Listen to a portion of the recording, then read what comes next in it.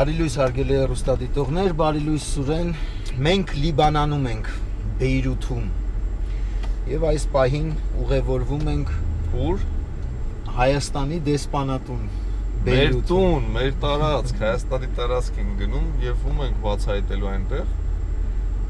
Բացահայտելու ենք մեր դեսպանատան շենքը դեսպանի օգնությամբ։ Սամվել Մկրտչյանը ցույց կտա մեզ Հայաստանի դեսպանատունը։ Պարոն դեսպանին ենք նկարելու Դավիթ, հա։ Գնացինք։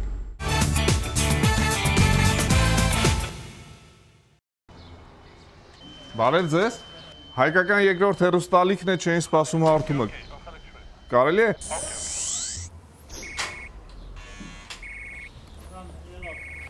Շնորհակալություն։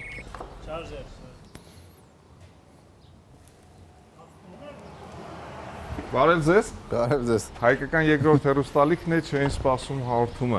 Իհարկե դուք մեզ սպասում եք, պայմանավորվել ենք։ Շնորհակալություն ջերմ ընդունելության համար, որ դիմավորեցիք մեզ։ Դες այստեղ լինելը անակնկալ է նաև, ինչքան էլ որ գիտեինք, համեցեք։ Ինչպես եք պարոն դեսպան։ Լավ, շնորհակալություն։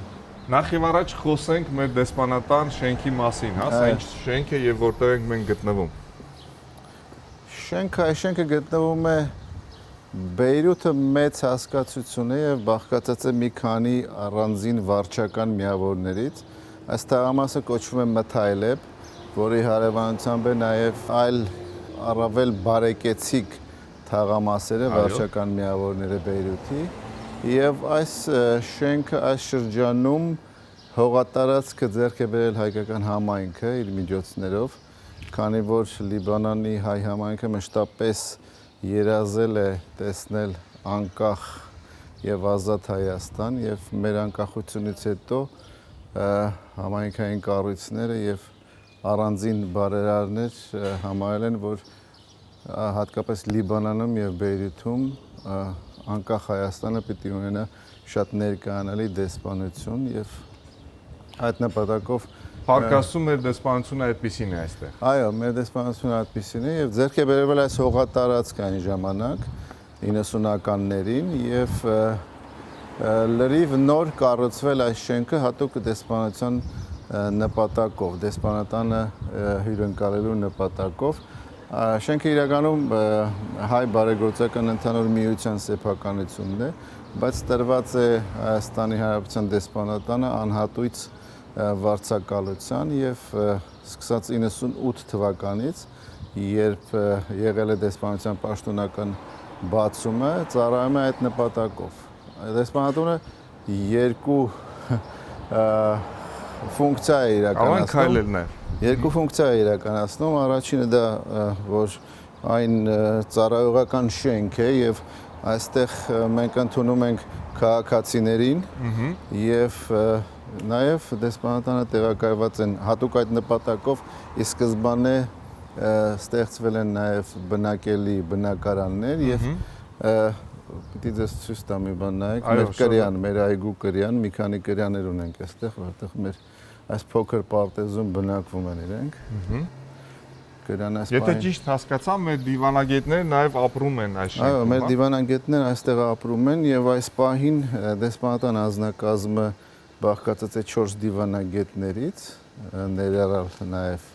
ես, դեսպանը, եւ ունենք հյուպատոս եւ 2 երիտասարդ դիվանագետներ, որոնք վերջին տարիներին սովորել են Հայաստանի արտաքին գործերի նախարարության դիվանագիտական դպրոցում եւ ավարտելուց հետո որոշակի ժամանակ աշխատելով կենտրոնական ապարատում գործուղվել են այստեղ Լիբանում Հայաստանի դեսպանություն աշխատանքի։ Պարոն դեսպան, իսկ հարևանությամբ ուրիշ դեսպանատներ կան, թե ոչ։ Հարևանությամբ անմիջական հարևանությամբ ոչ, բայց եթե ներքև գաք, այնտեղ ցուցանակները կտեսնեք, կա նաև Չիլիի դեսպանատունը, Արգենտինայի դեսպանատունը, եւ նաեւ մի շարք այլ դեսպանների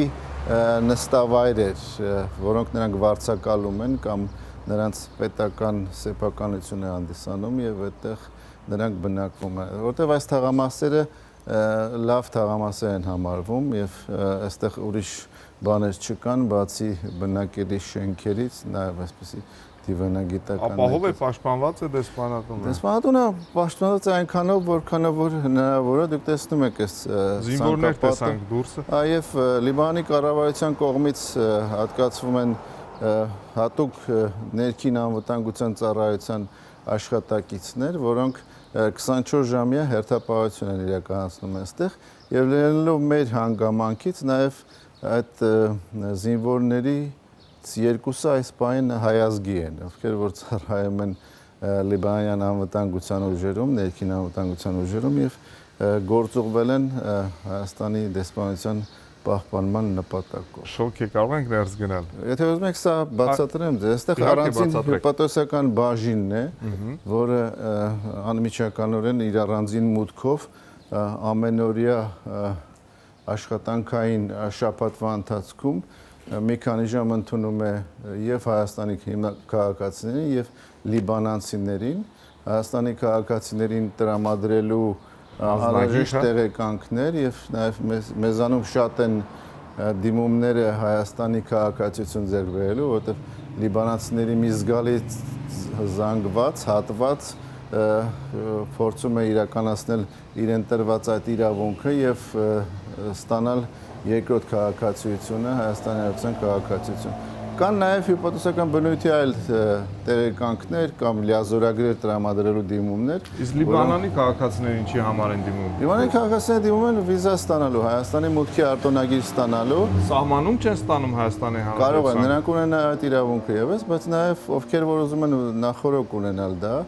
դիմում են այստեղ դեսպանատանը։ Ինչպես է շատ են մեկնում լիբանանցիները Հայաստան։ Բարեբախտաբար վերջին տարիներին բավականին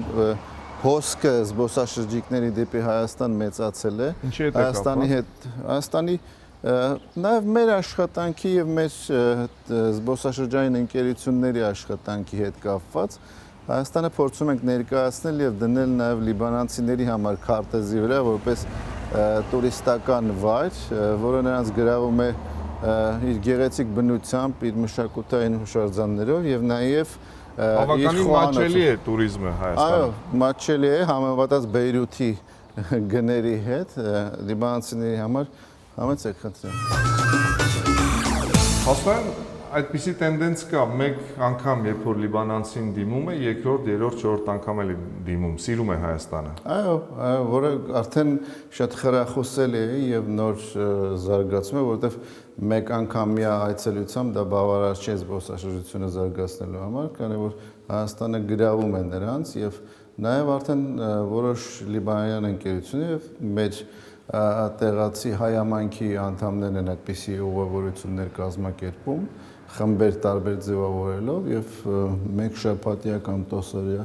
այցելության ընթացքում փորձում են լիբանանցիներին ներկայացնել Հայաստան։ Այստեղ տեղին է նաև նշել, որ հիմա արդեն շաբաթական 2 թռիչք ունենք ուղիղ դեպի Հայաստան։ 3, հիմա այս սեզոնին Մերձավոր Արևելյան ավիաընկերությունը, Լիբանանյան ավիաընկերությունը արդեն ապրիլից ավելացրել է իր թռիչքների քանակը եւ շաբաթի 2 անգամ, բայց սովորաբար զբոսաշրջային այդ ակտիվ սեզոնի ընթացքում ամռանը այդ թռիչքները դառնում են շաբաթական 4 անգամ եւ որպես նաեւ շատ ուրախալի վերջին զարգացումներից ապրիլի 3-ից Երևան-Բեյրութ ուղիղ թռիչք է իրականացնում նաեւ Արմենիա ավիաընկերությունը։ Այստեղ դուք տեսնում եք պարոն Նուբար Նազարյանի կիսանդրին, որը այն հիմնական բարերարն է եղել միջոցներ հատկացնելու, որպեսզի կառուցվի դեսպանության շենքը 1990-ական թվականներին եւ նա Նազարյան ընտանիքի, հայտնի Նազարյան ընտանիքի գործարարների ընտանիքի հին սերունդի ներկայացուցիչներից է եւ Նազարյան ընտանիքը եւս շատ ակտիվ մասնակցություն է ունեցել դեսպանության շենքի շինարարությանը եւ մինչեւ վերջերս Լիբանանի էներգետիկայի եւ ջրի նախարար պարոն Արթուր Նազարյանը ինքը անձամբ հետևել է շենքի շինարարությանը եւ նրա ավարտին հասցնելուն։ Սրանք փաստորեն հիմա դուք տեսնում եք ժամանակավոր ցուցահանդես է այստեղ, հա, գեղարվեստական գործեր են կախված, գեղանկարիչ Գրիգոր Կարապետի գործերն են, ով ծննդով անճարցի է, հայտնի անճար գյուղավանը, որը մեր պատմության ընթացքում խորհրդանշային բնույթ է կրում, քանի որ այնտեղ են տեղափոխվել եւ 1930-ականներից հիմնադրվել մինչ օրս ապրում են Մուսա Լեռան մեր 5 պատմական գյուղերի բնակիչները եւ այն ամբողջովին հայկական գյուղ է, առանձին մի հայկական միջավայր եւ մեր այս պատերը գեղեցկացրել են պատերը ժամանակավորապես գեղեցկացրել են Գրիգոր Կարապետի ստեղծագործությունները այդ խորհրդանիշը փոխանցելու նաեւ ցույց դնելու միջմշակութային հարաբերությունները, քանի որ Գրիգոր Կարապետը սովորել է Բեյրութի Թորոս Ռոսլինի անվան Գեղարվեստի ակադեմիայում, հետո տեղափոխվել է Իտալիա եւ Վենետիկի Գեղարվեստի ակադեմիայում է սովորել մի քանի տարիներ, ցուցադրություններ ունեցել Իտալիայում, Ավստրիայում, Միացյալ Նահանգներում եւ Հայաստանում եւ եվրոպական մի քանի երկրներում եւ ի զարմանս այդ նրա կենսագրության նորից վերադարձել է անճար եւ վերջին տարիներին ապրում եւ ստեղծագործում է իր հայրենի անճարում։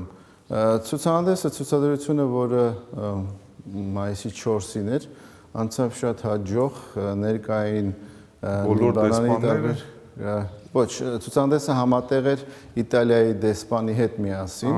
եւ իմ գոլեգան եւ ես ելույթներ ունեցանք եւ ներկայացրեցինք հայ-իտալական առնչությունները, նաեւ այս պարագայում արվեստի բնագավառում մեր փոխադարձ ազդեցությունները եւ համագործակցության հեռանկարները։ Պարոն դեսպան, մի փոքր կպատմեք ձեր ճանապարհը մինչև այստեղ դեսպան նշանակվելը, ինչպիսի ճանապարհ եք անցել։ Իմ ճանապարհը անցած տարի լրացավ արտաքին գործերի նախարարությունում աշխատելու իմ 25 տարին եւ այս տարվա հոկտեմբերին կլինի 26 տարի։ Դուք բնիկ երևանցի եք։ Այո, բնիկ երևանցի եմ, Երևանում ծնվել եմ մեծացել եւ ծնողներս էլ են Երևանում ծնվել եմ մեծացել։ Իհարկե արմատներով որոշ կերպով բնականաբար առնչություն ունենք Արևմտյան Հայաստանի հետ նաեւ, որովհետեւ մորական պապս Ալաշկերտից էր ծննդով, հայրական կողմից շատ գավառից են այդ պապս եւ տատս, ցավոք սրտի ոչ մեկը արդեն կենթանի չի, բոլորը ավարտեցիք դպրոցը, դպրոցը, համալսարանը, հետո ես մասնագիտությամբ պատմաբան եմ, Երևանի պատմության ֆակուլտետն եմ ավարտել, մի քանի տարի աշխատեցի Երևանի Հայաստանի Պետական արխիվում, ապա տեղափոխվեցի Գիտությունների ակադեմիայի պատմության ինստիտուտ, մի քանի տարի զբաղվում էի գիտական աշխատանքով, հետո սկսվեցին մեր այդ անկախացման գործընթացները, բայց մշտապես ինձ ձգում էր դիվանագետի մասնագիտությունը եւ միջազգային հարաբերությունները եւ 91 թվականին եթե վերցնենք ձևական առումով Հայաստանը դեռևս լրիվ անկախ չէր, եղել էր անկախության հռչակագիրը, հռչակվել էր անկախությունը, բայց դեռևս չկար միջազգային ճանաչումը եւ հետո եղավ այդ միջազգային ճանաչումը բառացիորեն մի քանի ամիս հետո եւ հոկտեմբերից 91 թվականի աշխատում եմ արտաքին գործերի նախարարությունում, եղել եմ Վիեննայում Ավստրիայի մեր դեսպանության աշխատակից, որտեղ զբաղվել եմ ԵՀԿ-ով եւ Եվրոպայում անվտանգության համագործակցության կազմակերպության հետ Հայաստանի հարաբերություններով, Վիեննայի ՄԱԿ-ի գրասենյակով եւ նաեւ որոշ առումով երկկողմ հարաբերություններով, որտեղ այն տարիներին Վիեննայում մեր դեսպանատունը, Ավստրիայի մեր դեսպանատունը հավատարմագրված էր նաեւ հարևան Հունգարիայում, Չեխիայում եւ Սլովակիայում, այնպես որ դա համատեղվում էր։ Հետագայում Չեխիայում բացվեց, Պրագայում բացվեց մեր դեսպանատունը, որը հիմա համատեղում է իր աշխատանքը նաև Սլովակիայում ներկայացնելով Հայաստանը, հետո վերադարձել եմ նորից կենտրոնական ապարատ, մենք այդպես ենք կոչում դա, այնտեղ անցկացրել եմ որոշ տարիներ, եղել եմ Եվրոպայի վարչության տնօրենը, որից հետո նշանակվեցի ՆԱՏՕ-ում Հայաստանի Հանրապետության մշտական ներկայացուցիչ եւ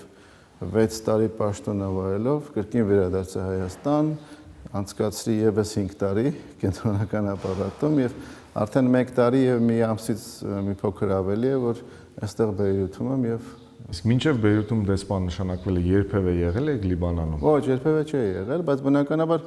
Լիբանանը մեր տեսադաշտում մշտապես եղել է, առանց հատկապես ելնելով մեր շատ հայտնի եւ շատ կարևոր հայ համայնքի գործոնից։ Թերևս ամենամեծ հայ համայնքն է, չէ՞։ Եղել էր, այսինքն իր որպես համայնք, որպես երևույթ, եղել է մեր ամենաակտիվ եւ ամենանշանակալից համայնքը։ Ցավոք սրտի Լիբանանի քաղաքացիական պատերազմը, որը շատ երկար տևեց 1975-ից մինչև 90 թվականները, շատ բացասական ազդեցություն ունեցավ այդ համայնքի վրա եւ երկրի ներսում հայկական տարի իր բնակավայրերի տեղափոխման առումով Բեյրութի որոշ շրջաններից, որտեղ որ պատերազմական գործողություն էին ընթանում, մյուս շրջաններ կամ Լիբանանի տարբեր շրջաններից եւ եղավ նաեւ Լիբանանից արտագաղթ հայերի տարբեր երկրներ, դա ազդել է համայնքի ընդհանուր թվաքանակի վրա, սակայն հետաքրքիր կերպով այլ դրսևորում է ունեցել, քանի որ Լիբանանը հայերը լինելով շատ ակտիվ համայնքային կյանքում եւ ունենալով այդ փորձառությունը, իրենց նոր վայրերում, որտեղ որ հաստատվել են, նոր ավյուն են բերել այդ համայնքներին, լինի դա Միացյալ Նահանգներում, Ավստրիայում կամ եվրոպական այլ երկրներում, եւ դրանով իսկ նպաստել են այդ երկրներում արդեն ձևավորված կամ ձևավորվող հայկական համայնքների հետագա գործունեությունը։ Սիրահայեր եկել են այստեղ այս ժամանակահատվածում։ Այս վերջին տարիներին, այս պատերազմի 5 տարիների կամ 6 տարիների ընթացքում Լիբանան եւս 20000 սիրահայեր են տեղափոխվել։ Դուք նպաստում եք նրանց կեցության եւ այստեղ կայանալու դերում ձեր Դեսպանատունը նպաստում է նրանց Հայաստան տեղափոխելու առումով, այն առումով, որ նրանց եւս տրվում է քաղաքացիություն, անհրաժեշտ փաստաթղթային ձևակերպումներ, բայց այդ մեր սիրահայերը, ովքեր որ տեղափոխվել եւ հաստատվել են այստեղ Լիբանանում, նրանց բոլոր կարիքները հոգում է Լիբանանի համայնքը։ Նրանց բնակարաններով կեցավայրեր հատկացնելու հարցերում, երեխաներին դպրոցներում տեղավորելու կամ բժշկական սպասարկություն տրամադրելու։ Երկու շատ տարբեր մշակույթներ, դուք Ավստրիայում, Վիեննայում եք եղել եւ հիմա Բեյրութ։ Հեշտ է։ Հեշտ ես այդպիսի դժվարություններ չունեցա, իհարկե բնույթն է տարբեր աշխատանքի, որովհետև այստեղ բոլորում տարբեր մշակույթներ են։ Բոլորը տարբեր մշակույթներ են, բայց Լիբանանը շատ առումներով տարբերվում է մեր ընկալմամբ դասական արաբական երկրներից, որովհետև Լիբանանը խառնուրդ է, միքս է։ Խառնուրդ է տարբեր քաղաքակրթությունների եւ իր ողջ պատմության ընթացքում է այդպես եղել եւ նաեւ միջին արևելքում ամենամեծ եւ ակնառու քրիստոնեական ներկայություն ունեցող երկիրն է, որի մի հատվածն էլ հայերն են կրում այդ քրիստոնեական մշակույթի եւ իրենց Լիբանանում գտնվելու վերջին 100 տարիների ընթացքում բոլոր առումներով, բոլոր բնակավարներում նպաստել են այս երկրի զարգացմանը։ Լինի դա տնտեսություն, քաղաքականություն, որովհետև հայերը բերել են իրենց հետ քաղաքական կուսակցությունների մշակույթ, մեր ավանդական 3 կուսակցությունների գործունեությամբ, բարեգործական միություններ, մարզական միություններ, մշակութային միություններ եւ այլն եւ այլն։ Կամ մի բան Լիբանանում, որ միախմբում է հայերին։ Եթե կա, ապա ի՞նչն է։ Հայկական ինքնությունը։ Հայկական ինքնությունը, որովհետև զարմանալի է, բայց այս միջավայրում հայերին հաջողվել է լիովին պահպանել իրենց ինքնությունը եւ պահպանել իրենց դպրոցների, ստեղծած դպրոցների միջոցով, որոնց թիվը տասնյակների է հասնում դեռևս, այն հսկայական հոգևոր հարստության, որը մեր եկեղեցիներն են,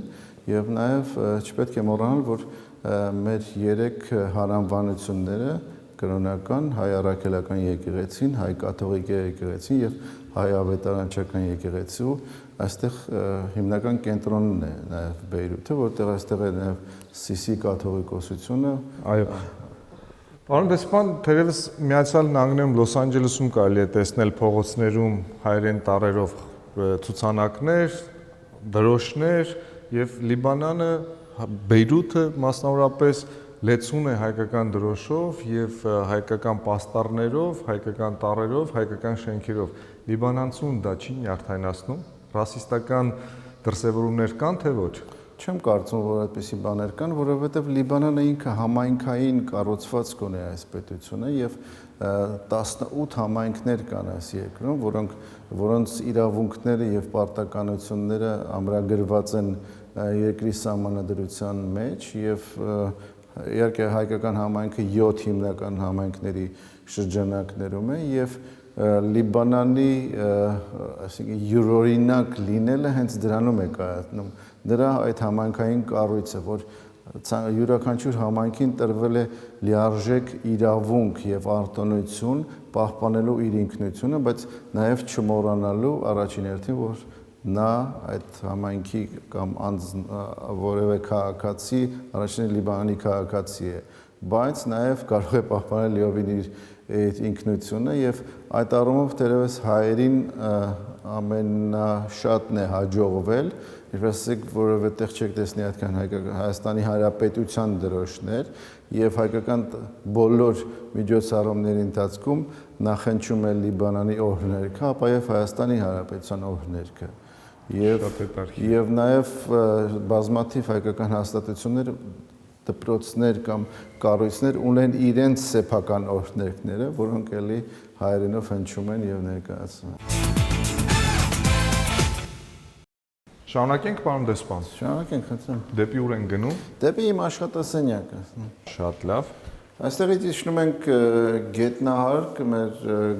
գարաժը, այսինքն մենք են, որտեղ մեր ծառայական։ Այ դա ինձ հետաքրքիր է, միգուցե նախ եւ առաջ իջնենք այնտեղ եւ հետո բարձրանանք ձեր աշխատասենյակը։ Կարծում եմ գնանք այնտեղ, հետո գանք, իջնենք ավելի նպատակահարմար կլինի։ Շատ լավ, գնացինք։ Նաեւ դեսպանատանը մի քանի հարկերի վրա է, 4 հարկերի վրա, այստեղ ունենք 5 հարկերի վրա, ըստեյության ունենք նաեւ ներքին վերելարկ, որով տեղաշարժվում ենք, այստեղ այդ դրոշները այստեղ քարտուղարու աշխատասենյակն է։ Այսօր հանգստյան օրերի։ Այսօր հանգստյան օրեր, քանի որ մենք առաջնորդվում ենք Հայաստանի տոնական օրերի օրացույցով եւ այսօր Հայաստանում, այսօր եւ վաղը Հայաստանում ոչ աշխատանքային օրեր են եւ վաղը նշվելու, այսօր եւ վաղը նշվում է Շուշիի ազատագրման 25-ամյակը։ Այդ պատճառով դեսպանատունը այսօր փակ է եւ չի սպասարկում նաեւ քաղաքացիներին։ Բավականին համեստ աշխատասենյակ։ Չեմ կարծում, թե սրանից ավելին ինձ պետք է ասեմ, որ շատ լավ, միջավայրը լավ է, ինչպես որ ի սկզբանե եղել է, այս կահույքը այդպես էլ մնացել է ինձ թվում է, որ ված չի պահպանվել եւ նաեւ շատ ուրիշ մեր դեսպանատները, որովհետև նորից էլի այդ բանով դեսպանատներում դժվար թե հանդիպեք այսպիսի աշխատասեղանի, գրասեղանի, որի վրա շատ գեղեցիկ է եւ շատ Հայաստանի զինանշանը։ Մի քիչ լուսավորությունը քիչ է այս աշխատասենյակում եւ ձմեռները ավելի շատ ծախս պետք է անել տաքացնելու համար, բայց հատկառակը ամառները շատ հով է, զով է եւ նպաստում է ավելի արդյունավետ աշխատելուն։ Դուք ինքներդ դրթեցիք, որպեսզի ես խոսեմ ծախսերից եւ դեսպանատան բյուջեից եւ արդյոք մեր դեսպանատունը հարուստ է թե ոչ։ Մեր դեսպանատունը հարուստ է այնքանով, ինչքանով որ հնարավորություններ ունի մեր կառավարությունը յուրաքանչյուր տարի դեսպանատներն են հայտեր ներկայացնում ելնելով իրենց ծախսերի ակնկալիքներից, բայց բնականաբար մեր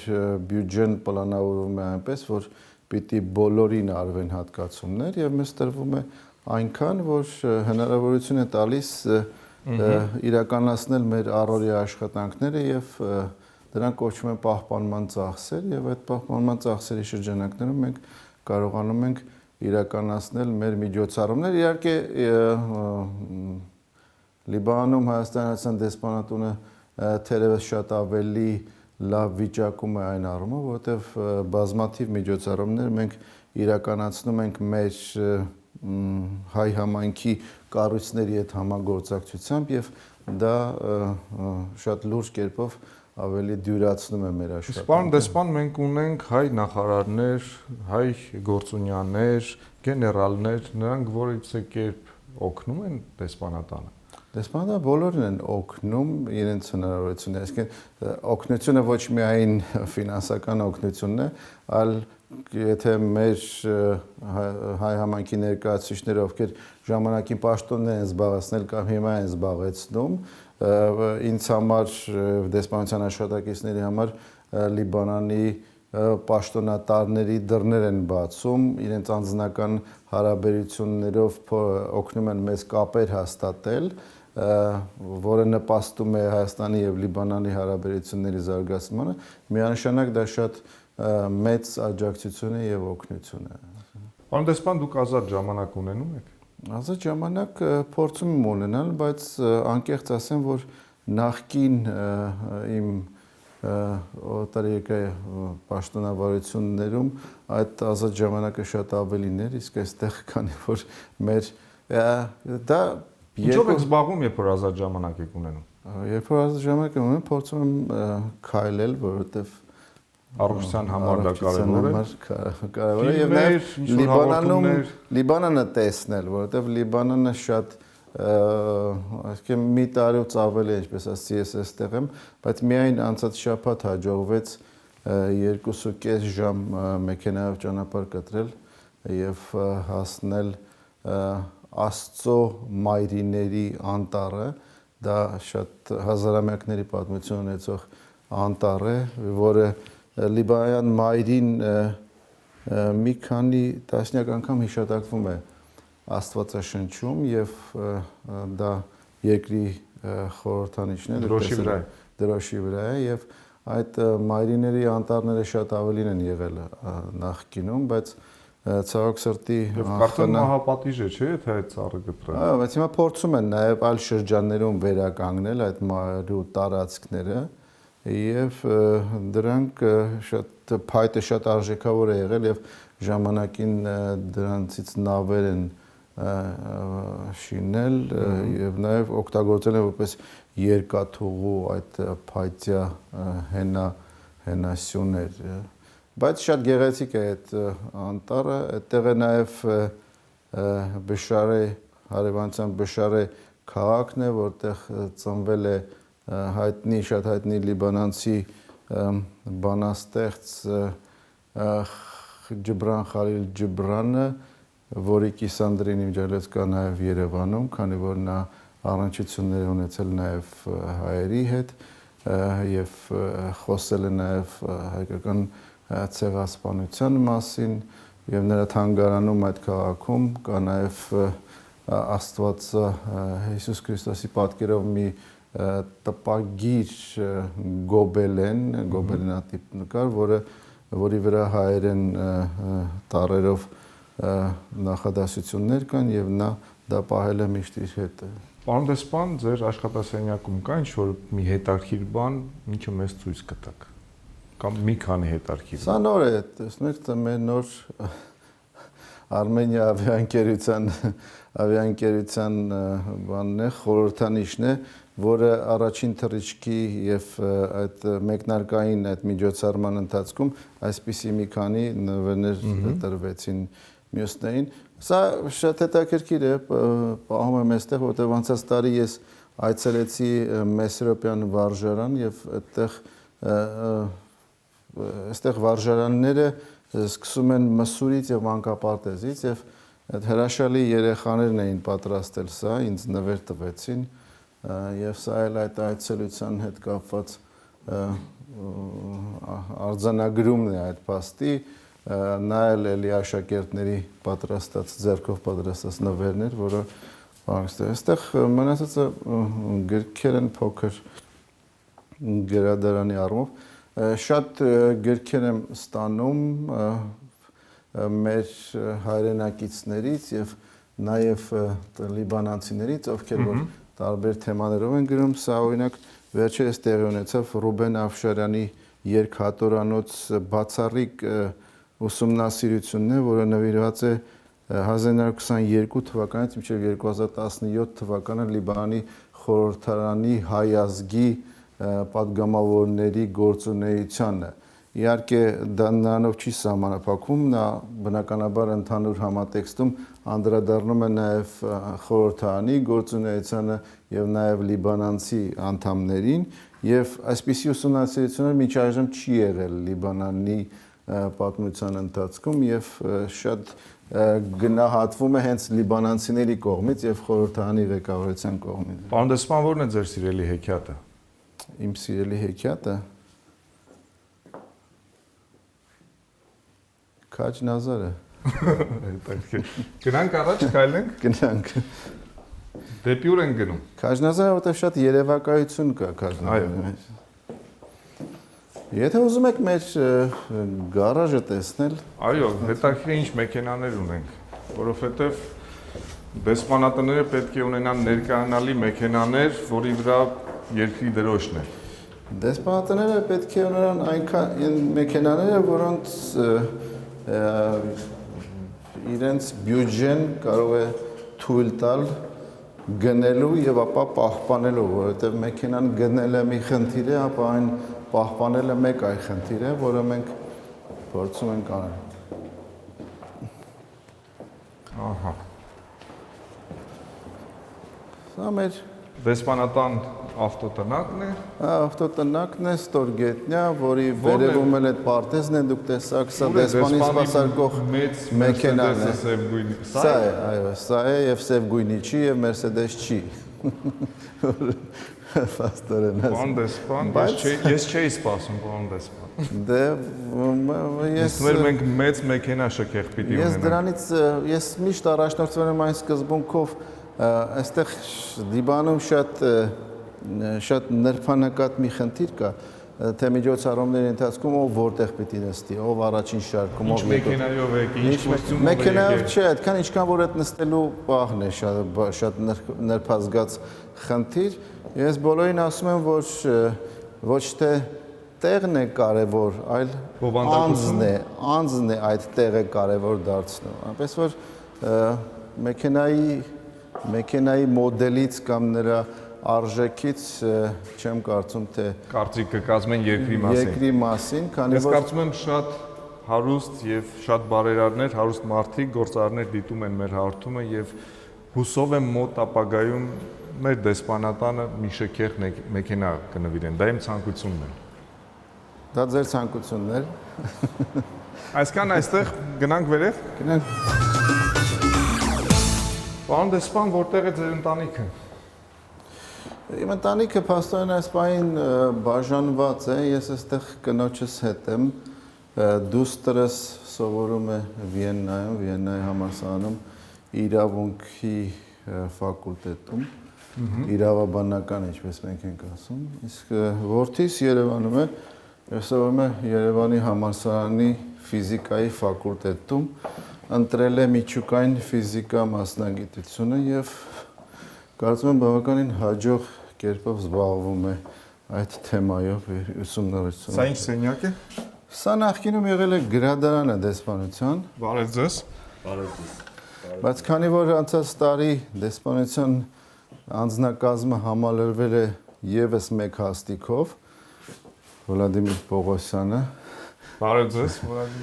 որը նույնպես ընտանիքով եք այստեղ։ Այո, ինքնուչս հետ։ Եվ ինչպիսին է Լիբանանը ձեզ համար։ Շատ հետաքրքիր, բազմազան,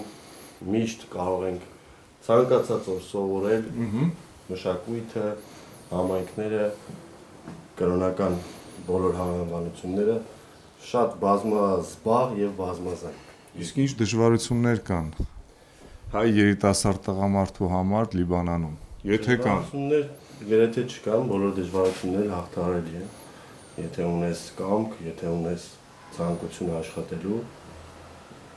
Եվ առավել եւս որ դեսպանը մշտապես պատրաստ է աջակցելու հաղթահարելու աշխատակիցների։ մի խոսքով դիվանագետի համար պատիժ չէ վերոթը։ Դեսպանը ամենա սկսեցի արևմտահայերեն խոսել, ամենին կարևոր, ամենակարևոր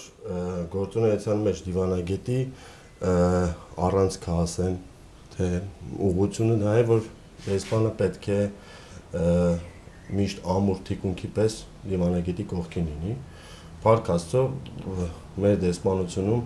դեսպանը որպես հայր է մեզ, ընտանիքի որպես ղեկավար Գովասանքը կարող հետո հետո ջնջել, որ դա փոխադարձ է, չէ, դեսպանատները փոքր չէ, ոչ փոքր կոլեկտիվներ են եւ միջանձնային հարաբերություններից շատ բան է կախված եւ իմ կարծիքով նաեւ իմ նախկին փորձառություններից ելնելով, երբ որ այդ ղեկավար աշխատակից հարաբերությունները դասավորվում են այնպես, որ եւ աշխատանքային են եւ նաեւ անհրաժեշտության դեպքում մտերմիկ անձնական հարաբերություններ են, դրանք շատ մեծապես նպաստում են այդ աշխատանքային ընդհանուր գործընթացին եւ դեսպանության մթնոլորտին։ Այնպես որ ուրիշ խոսքերով ասացիան ինչ որ Վլադիմիրն էր ասում։ Ես պիտի նշեմ, որ Վլադիմիրը շատ ուշադիր է մեր նկարման խմբի նկատմամբ եւ անընդհատ մեզ հետ կապի մեջ է, մեզ օգնում է տեղաշարժվել Բեյրութում, շնորհակալություն։ Բարի եկեք, դա մեր հպարտականությունն է մեր։ Ես կարծում եմ յուրաքանչյուր հայ, ով գալիս է Բեյրութ, դուք շատ լուրջ աջակցում եք եւ տեր եք կանգնում, ժողովրդական լեզվով ասած։ Անկասկած, սիրով մեծագույն ցանկությամբ։ Ինչ կա այստեղ հետարքիվ մեզ ցույց տալու։ Գրքեր։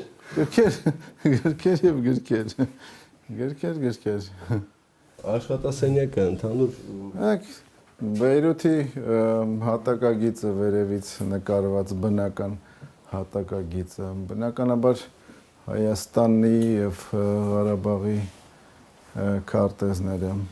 Անդեսպան, ինչ հատկություններով պետք է օժտված լինի դիվանագետը նախ եւ առաջ։ Գիտեք,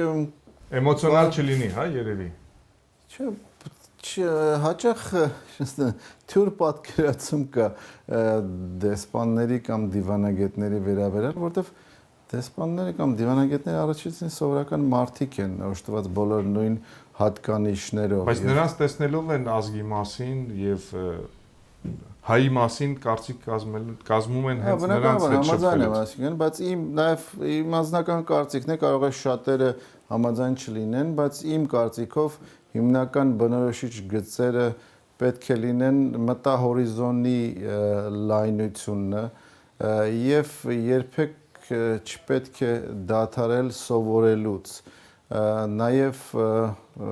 իր գիտելիքները գործնականում կիրառելու կարողությունը, անհրաժեշտ անձնական հարաբերություններ ստեղծելու ունակությունը, որովհետև յուրաքանչյուր երկրում գործունեությանը նպաստող հիմնական հանգամանքներից անհրաժեշտ կապերի ստեղծումն է եւ դրանց ծառայեցումը դրական իմաստով քո հյուրընկալ երկրի որպես դեսպանություն, որպես դեսպան եւ Հայաստանի Հանրապետության կապերը առավել խորացնելու եւ ամրապնդելու համար։ Մինչեւ հաջորդ հարցին անցնել, ուղղակի հիշեցնեմ մեր հեռուստադիտողին, որ այս հաղորդումը կարող են դիտել եթեր գնալուց 1 շաբաթ անց Change-spasum.am կայքում։ Դուք նույնպես կարող եք դիտել եւ ձեր հաղորդումը եւ մեր բոլոր մյուս հաղորդումները Change-spasum.am կայքում։ Ես մոռացա ասել նաեւ որ Վլադիմիրը նաեւ գիտական առումով զբաղվել է կրոնի եւ պատմությամբ, հայ եկեղեցու պատմությամբ եւ նրա այդ փորձառությունը, նրա այդ գիտելիքները լավագույնս այստեղ ծառայեցվում են այդ իմաստով, քանի որ ինչպես ասացի, Լիբանանը եւ Բեյրութը մեր բոլոր այդ հանրավանությունների կենտրոնն է եւ այս երկրում հատկապես կրոնական դավանաբանական գործոնը մեծ դերակատարություն ունի։ Անդեսպան, ինչ կարելի է տանել Լիբանանից Հայաստան։ Ինչով կարող ենք զարմացնել հայերին։ Լիբանանից այդ զարմացնելը նախկին շրջանում էր խորհրդային շրջանում, որովհետև Լիբանանը Հայաստանի այսպես կոչված կոմիսիոնկաններն էր մատակարարում այն ժամանակ եւ Հայաստանը բացառիկ դեր ուներ խորհրդային միությունում նախկին, քանի որ այդտեղ կարելի էր գտնել այն ինչ որ Հուշեք մեզ սովորաբար մեր հայրենակիցները ինչ են տանում։ Անկեղծ ասած չեմ հետևել ինչ են տանում այստեղից։ Բայց հիմա այնպես է որ Հայաստանում այնպեսի բան չկա որ կարող ես Որ այո, այստեղից դեսպանը շատ ճիշտ է, այստեղից ինչ-որ բան տանես, որպեսզի հայաստանցիին զարմացնես։ Հուշանվերների առումով հիմնականում երևի Համեմունքներ ես կարծում եմ, այստեղ շատ հետաքրքիր համեմունքներ կան։ Հիմա Երևանում ցանկացած շուկայում հալեպահայերը այնպիսի համեմունքների խանութներ են բացել, որ կարելի է ցանկացած համեմունք գտնել։ Կարող ամենակարևորը, որպեսզի ասեմ, կարող տպավորություններ տանել։ Շատ ինչքան ուզում եք կարող տպավորություններ տանել այստեղից, որովհետև իրոք շատ բազմազան եւ բազմա ներկապնակի բոլոր գույներով հարուստ վայր է Լիբանանը եւ այդ առումով Հիմա հաջորդ հարցը իսկ ինչ կարելի է ներկրել Լիբանան Հայաստանից։ Լիբանան Հայաստանից եթե իմ առիթ եղավ դուք եղաք խանութներում կարող տեսակ երևի հայկական կոնյակների եւ գինիներ կրվում է մեր հայկական ջերմուկը, հանքային ջուրը եւ նաեւ պահածոյացված բանջարեղեններ եւ այդպիսի այլ բան։ Իհարկե ցավոք սրտի առևտրաշրջանառությունը այդքան մեծ չի, բայց մենք փորձում ենք այդ ուղղությամբ աշխատանքներ տանել, որպեսզի կարողանանք այն ավելացնել եւ դարձնել բազմազան։ Խոսենք մի փոքր հայրենասիրության մասին, հա, որովհետև երբ որ Հայաստանից դուրս ես, կարծես թե ավելի շատ հայրենասեր ես, քան Հայաստանում, այդպես է թե սխալվում եմ։ Բնականաբար, այսինքն իհարկե մեր գործի առաջնային որակը դա հայրենասիրությունն է դիվանագետի, որովհետև առանց հայրենասիրության զգացումի դժվար է աշխատել դրսում տարբեր միջավայրերում, տարբեր մշակույթների հետ առնչվելով, բայց ամեն վարքյան, ամեն պահ այդ գիտակցությունը չպիտի դավաճանի քեզ կամ դադարի գոյություն ունենալուց, որ դու Հայաստանի Հանրապետության ներկայացուցիչն ես եւ քո աշխատանքն է ծառայելու եւ առաջ տանելու Հայաստանի Հանրապետության շահերը։ Դա լինի տարբեր երկրների հետ բարեկամական հարաբերություններ հաստատելով, թե Հայաստանի անվտանգության ապահովելով կամ այլ բազմաբնույթ գործունեության միջոցով։ Կարող են գնալ դեսպանատան այն սենյակները, որտեղ որ բնակվում են դիվանագետները։ Ցավոք սրտի, քանի որ այսօր ոչ աշխատանքային օր է, չենք կարող անհանգստացնել։ Կա մի սենյակ, որ ազատ է եւ կարող եք ցույց տալ ինչպիսին է այդ սենյակը։ Ոչ, կներեք, բայց այս անգամ պիտի ձեռնունային վերադառնաք այդ առումով։ Համարեք, որ այստեղ նույն միջավայրն է, շատ տարբերություն չկա, ինչ որ մեր բոլոր պայմանները կան։ Եվ սա նաեւ Լիբանանում Հայաստանի դեսպանությունը շատ յուրահատուկ է, որովհետեւ որևէ այլ տեղ դուք չունեք այդպիսի իրավիճակ, որ ողջ դիվանագիտական անձնակազմը աշխատում եւ ապրում են նույն վայրում, նույն շենքում։ Այսինքն փաստորեն մենք այստեղ անձնակազմի անդամներով նաեւ հարևաններ ենք եւ առաջնորդվում ենք հայ հարևանների գաղափարախոսությամբ։ Պարոն դեսպան, դուք տեղեկացված եք բոլոր միջոցառումների մասին, որ տեղի են ունենում հայերի մեջ։ Հրավիրում են ձեզ։ Առավել քան տեղեկացված եմ եւ դա մեծ խնդիր է, որովհետեւ նույն օրվա ընթացքում տարբեր կառույցներ, տարբեր միավորումներ իրենց միջոցառումներն են անցկացնում եւ բոլորը ցանկանում են տեսնել դեսպանության անձնակազմի ներկայությունը իրենց այդ միջոցառումներին եւ պարզապես ֆիզիկապես անհնար է լինել բոլոր միջոցառումներին եւ շատ հաճախ էլ հայկական միջոցառումները համընկնում են նաեւ լիբանանյան կողմից կազմակերպվող միջոցառումներին կամ Լիբանանում հավատարմագրված դիվանագիտական ներկայացուցիչների միջոցառումներին, ազգային տոներ են կամ համերգներ են կամ այլ միջոցառումներ են, եւ նորից էլի պետք է որոշ դեպքերում ընտրել, այսինքն որին կարող ես մասնակցել, որին ոչ։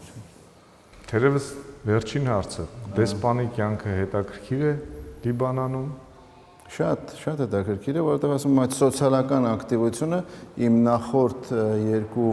երկարատև գործողումների ընթացքում չի եղել ոչ Ավստրիայում եւ ոչ էլ Բելգիայում եւ Լիբանանը ինքնին իրենք են խոստովանում, որ շատ ակտիվ է եւ լիբանանցիները շատ են սիրում միասին լինել, միասին ժամանակ անցկացնել, միասին ճաշել, ընթրել կամ գնալ պտույտների Շատ համեղ է այստեղ խոհանոցը, իսկապես շատ համեղ է։ Հայտնի է Լիբանան խոհանոցը հայտնի է եւ իրենց իսկ խոստովանությամբ ցանկացած ռեստորանում 60-ից ավելի այսպես կոչված նախուտեսներ կան այդ մեզեները, որոնց հետևում են արդեն հիմնական կերակրատեսակները եւ ես հաճախ լիբանանցիներին կատակով ասում եմ, որ այստեղ Լիբանանում ռեստորան դու գիտես որտեղ է սկսում, բայց երբեք չգիտես երբ է ավարտում։ Շնորհակալություն, շատ հետաքրքիր էր։ Մենք գնում ենք Հայաստան, ինչ փոխանցենք մեր հայրենակիցներին։ Մեր ջերմ ողջույնները եւ մեր խոնարհումը հայրենի հողին եւ մեր հայրենիքին։ Ձեզ օրվա լավ շարունակություն, ցտեսություն։ Ձեզ նույնպես շնորհակալություն ձեր այցելության համար։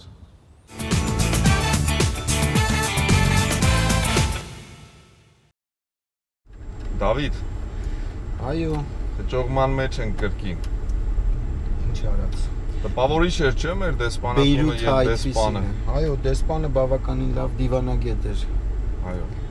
Շատ հետաքրքիր էր պատասխանում քո հարցերին։ Այո, եւ ես վստահ եմ, որ բազում գործարարներ, ովքեր որ դիտում էին հաղորդումը, վստահաբար դեսպանատան համար մի շքեղ, սև մեծ մեքենա կգնեն եւ կնվիրեն։ Ես այդպես եմ կարծում։ Միթե դա է կարևորը, Սուրեն։ Դե գիտես ինչ, Դավիթ, որովհետեւ մեր դրոշը լինի այսպես ներկայացական մեքենայի վրա, դա կարևոր է, կարծում եմ։